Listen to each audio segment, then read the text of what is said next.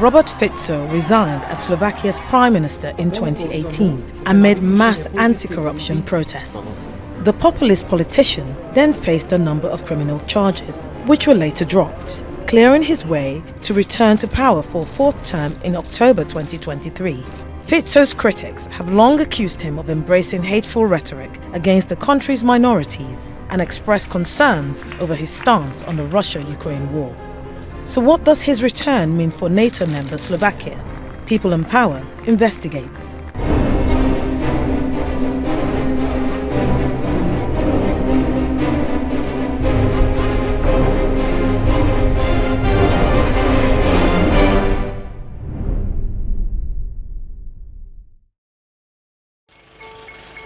In 2022, Robert Fico, Slovakia's former prime minister, was facing a raft of criminal charges, which, if proved, would have seen the populist firebrand put behind bars.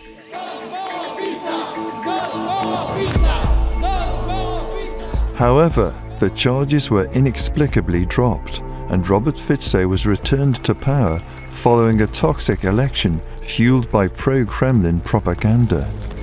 Slava Červenej armáde!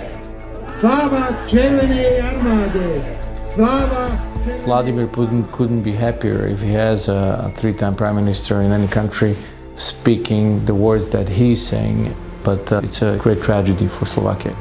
Fico has been accused of using hate speech to attack political opponents.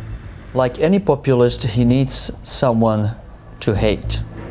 Situation is critical in many aspects, especially in cases of various minorities. Over the border, Ukrainians are bracing themselves for the return of a pro-Kremlin neighbor. He is playing the role of pro-Russian influence in this country.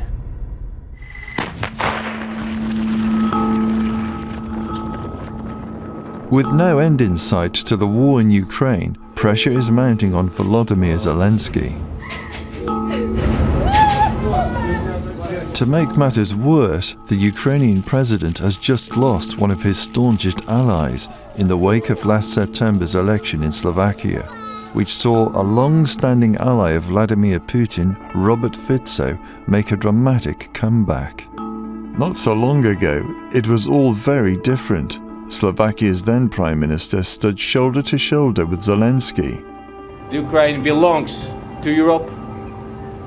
Ukraine is Europe, and Ukraine should be part of the European Union. For us, it's very important that Ukraine will remain a democratic and free country. Slovakia was the first country to supply its neighbour with MiG-29 fighter jets, as well as providing a crucial transit route for weapons and munitions. We have very good infrastructure between our countries, so once we saw that they are so brutally attacked, that was very natural to help them. But Robert Fico, a former member of the Communist Party, has a different agenda. He has threatened to block aid to Ukraine and to also sabotage the EU policy towards Ukraine. They are promising to de facto block the mechanism of rule of law.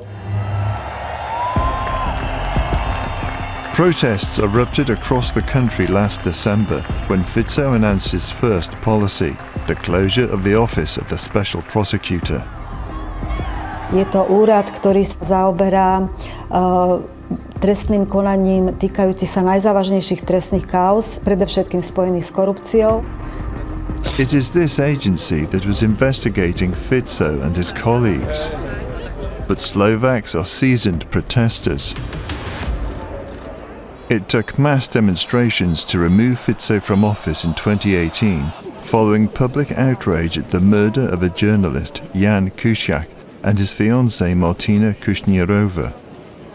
Jan had been investigating possible links between the government and the Italian mafia. 60,000 Slovaks filled the capital's main square.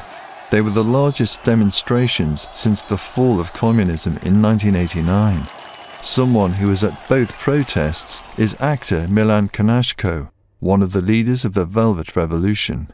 Medzi protestami novembra 89 a po vražde Kuciaka Sú niektoré paralely. Ľudia chceli zmenu. Ľudia chceli predčasné voľby. Heslá boli dosť bolo Fica, spravodlivosť pre všetkých, rovnosť pred zákonom a tak ďalej. Back then, it seemed inconceivable that Slovakia's populist hardman could make a comeback. But last year, the country's general prosecutor, another powerful pro-Kremlin figure, suddenly cancelled all charges against Fico, to the outrage of his opponents. It seems that the prosecutor general might be a bit, biased when it comes to certain actors. So you have a prosecutor general here who effectively pardons the most important pro-Russian. Yes, yeah. Robert Fico. Yes. Russian influence clearly continues to be a reality for this former communist republic.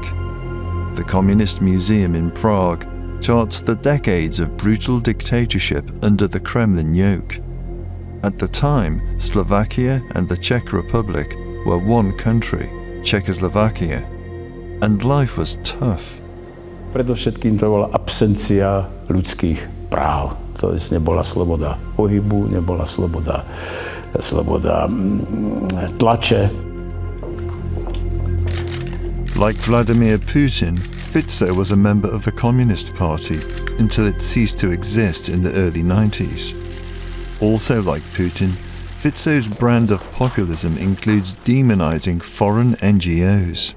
A každá takáto organizácia, ktorá je financovaná zo zahraničia, bude musieť pri každom svojom vyhlásení, pri každej svojej aktivite na území Slovenska uvádzať, že je zahraničný agent.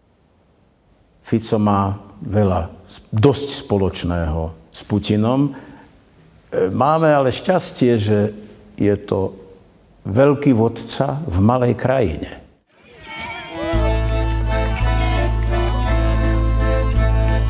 The parallels with Putin are many. Like the Russian president, he portrays himself as a tough outdoorsman, flooding social media with posts showing his sporting exploits. And again, like Putin, he is often filmed with his dog. Russian propagandists, they cannot wait finally that Fico will win elections and will start to fulfill his promises. But Fico's victory was a close-run thing. On election day, when the voting had finished, crowds gathered in the capital's main square. Exit polls suggested Progressive Slovakia, a liberal party, had won, despite a toxic smear campaign from Smer, Fico's party, to demonize the party leader, Mišo Šimečka. Kým sa progresívny Mišo rozhodne, či je dnes chlapec, dievča alebo vrtuľník, pre nás je rodová ideológia na školách nepriateľná a manželstvo jedinečný zväzok muža a ženy. Like any populist, he needs someone to hate. That's how populism works. Slovaks are very vulnerable to believe in various disinformation conspiracy theories, and what we see is that increasing number of political actors are realizing it. Since Putin's full-scale invasion of Ukraine, the Russian embassy has been engaged in a relentless disinformation campaign with over 5,000 posts on Facebook, reinforced by pro-Kremlin politicians. We've seen various political representatives addressing people at public meetings, dear comrades. Súdružky a súdruhovia. This is Luboš Blaha, one of Fico's senior lieutenants. Fašizmus sa vracia. Obliekol si dúhové farby, obliekol si rúžové farby. Dneska tu máme liberálny fašizmus a musíme ho poraziť. Fašizmus vždy prichádzali zo západu a sloboda a mier z východu. Poďme konečne... Russian influence is definitely a huge factor. And currently it's like a huge ecosystem of websites, social media profiles or individuals spreading very similar narratives. Jakub has helped expose many websites with Russian links. And it's the title, The Truth About Zelensky and His Regime. And he's saying like they are bombarding the shopping centers, they are torturing and murdering the war prisoners. Many stories are designed to spread alarm within Slovakia. There was an attempt to say that there's a radioactive cloud because the Russians hid some kind of military storage, and they tried to spread the narrative that it had nuclear weapons in it. Finally, a proof that the Ukraine has nuclear weapons and that nuclear cloud was coming to Slovakia. All this disinformation is having the desired effect.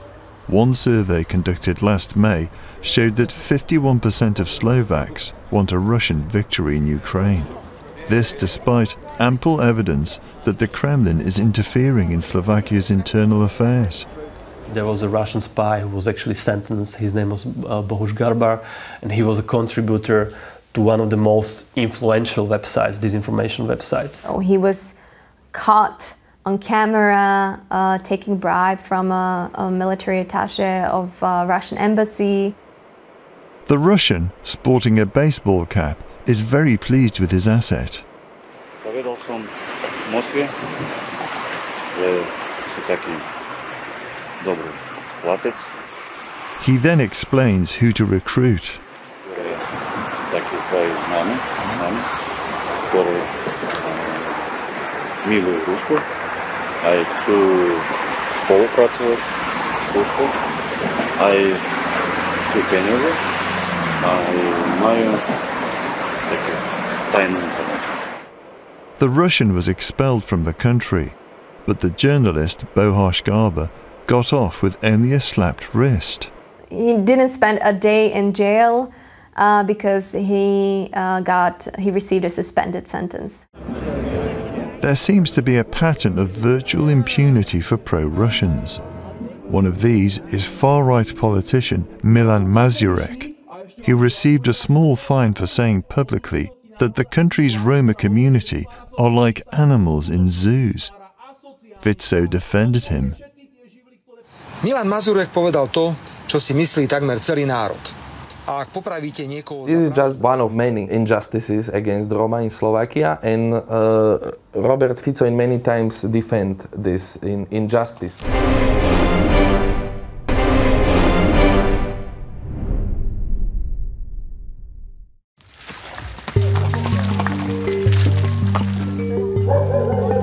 Right across Central and Eastern Europe, attitudes to the Roma have scarcely changed since the Middle Ages. In Slovakia, the half of the Roma population is living in very poor conditions. It's around 200,000 people living in segregated Roma communities.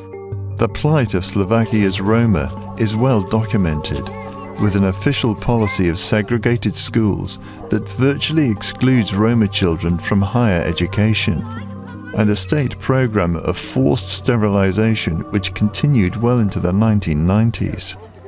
Me as a citizen, me as a Roma,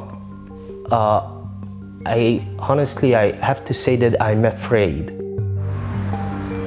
Attacking the country's most marginalized and vulnerable has proved successful for Fico, so it's hardly surprising then that he should target another of Slovakia's minorities, the LGBT community. He has referred to pride events as parades of weirdos. Cyberspace is awash with anti-LGBT propaganda and hate speech. The consequences are predictable. 2 young people were killed last year in 2022 outside a gay bar, in fact not far from the parliament. That would not have happened if it weren't for the rhetoric of hatred, or hate, and violence coming from Mr. Fico and the likes of him. CCTV footage captured the moment when Jure Vankelic and Mateusz Horváth were gunned down by a teenager who shortly afterwards took his own life. We were warning before the attack, if we will not stop this rhetoric, something bad could really happen. Roman was not at his bar when the gunman struck. He rushed to the scene, where the police told him what had happened. There was a blood and it was like what should I do? Like, okay, I have to somehow like clean it. So I took a mop and was just like, yeah, cleaning blood of my friends. Unlike Fico, Slovakia's largely constitutional head of state, President Zuzana Čaputová, condemned the murders. Zároveň chcem odkázať LGBT komunite, že to nie vy sem nepatríte, to nie vy sa máte báť chodiť po ulici. To, čo na Slovensku nepatrí, je nenávisť. When I saw her coming, it was like the moment like as mother is coming. It was like the moment she just started to hug me and I just started crying. The president, who is widely regarded as a liberal voice in Slovakia, has long been the target of pro-Russian social media, including attacks from Fico. Before the elections, you've had manipulated pictures where she was inputted that people with whips and leather and spikes. Fico's even accused her of being a puppet of George Soros. He has taken over the narrative of Zuzana Čaputová being a foreign agent. Čaputová is suing Fico, but few think she will succeed. According to the EU Commission's annual Justice Scoreboard, the Slovak legal system is one of the least independent in the bloc. Allegations of corruption and crime are not being pursued now. And we see somebody back in office who, on whose watch a journalist was murdered. And we know now the journalist was investigating corruption and crime in government circles. The murder continues to cast a long shadow over Slovakia, and accusations in the press about Fico won't go away. What's Fico's attitude towards journalists? He called us like enemies media. It's the word he used, like we are enemies. Okay. Journalists scrutinizing Fico and other powerful figures in the country have become targets for smears themselves, as Monika Todova can attest. Monika Todova je novinárska obluda. When the media spotlight fell on the influence of the Italian mafia, events took a deadly twist. On the 25th of February 2018, the bodies of investigative reporter Jan Kuciak and his fiancée Martina Krasnierova were discovered in their apartment, each bearing the hallmark single-shot wounds of an assassin. When both victims failed to answer their phones, their families grew anxious. Tak ja som jej vo štvrtok volala, nedvíhala, písala som jej SMS-ku, nereagovala, som jej napísala: Martina, čo sa neozývaš? Stalo sa niečo, hnevaš sa na mňa? Then came the crushing news that both Jan and Martina had been murdered. I mean, that exposed the whole cesspool of crime, corruption. It was just very, very ugly. This murder changed everything. Maybe we realized that it could be much more dangerous than we thought. Kuciak, in his investigation, was looking into an apparent link between Maria Troskova, a former personal assistant of Fico, and an Italian businessman believed to be part of the 'Ndrangheta mafia, one of the most brutal crime syndicates in the world. This story, it's just been finished at the time when he was murdered. Kuciak's report, which was published posthumously, alleged that Troskova's former business partner was a senior figure in the mafia. Troskova denied she was linked to the mafia. In these first days, everybody was thinking that behind the murder is somebody from this Italian mafia. It really hits Fico hard. Months of protests brought the country to a standstill and forced Fico to resign. Preto som dnes navštívil prezidenta republiky spoločne s koaličnými partnermi a ponúkol som mu, že na vyriešenie politickej krízy som ako predseda vlády pripravený podať demisiu. 5 months after the killings, the assassins were caught, one of whom said they'd been paid to kill Kuciak by the intermediary of a powerful oligarch called Marian Kočner. Kočner owned the flat next door to Fico's on the 4th floor of this exclusive residential building in Bratislava. Questions were then raised based on what emerged from Kočner's criminal trial. Critics pointed to apparently incriminating phone data. Officially, Fico is saying that he didn't know him, but then the data we have from the Kočner's phone is that at least Kočner was telling other people that he was meeting him in a garage of that building. When Kočner was talking about Fico with another person in his contact, he called Fico like boss. Kočner had also been the subject of investigations by Kuciak and had gone so far as to threaten the journalist. Shortly before the killings, Kočner had been paying Peter Toth, a former employee of Slovakia's domestic intelligence agency, to monitor Kuciak according to Toth's testimony at the trial. This chilling surveillance footage of Jan and Martina following their usual routine over a 5-day period, filmed just before the young couple were to be murdered, was found on Kočner's laptop. Toth came forward and admitted he'd been working for Kočner, who he now believed was behind the murders. And then he turned himself to police, and he gave basically the police the crucial evidence about Kočner. Kočner was arrested and charged with ordering the murder. And when he was denied bail by the presiding judge, he smuggled out a note from detention which suggests he was expecting help from a powerful individual whose initials matched Robert Fico's. Fico continues to deny knowing Kočner.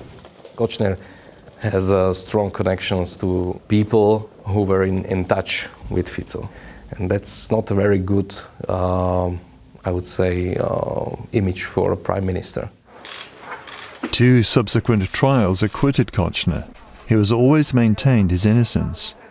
In spite of Toth's testimony and what seemed like incriminating evidence, the court said it did not have sufficient grounds to link Kočner to the crime, though he is now serving 19 years in prison for a separate forgery conviction.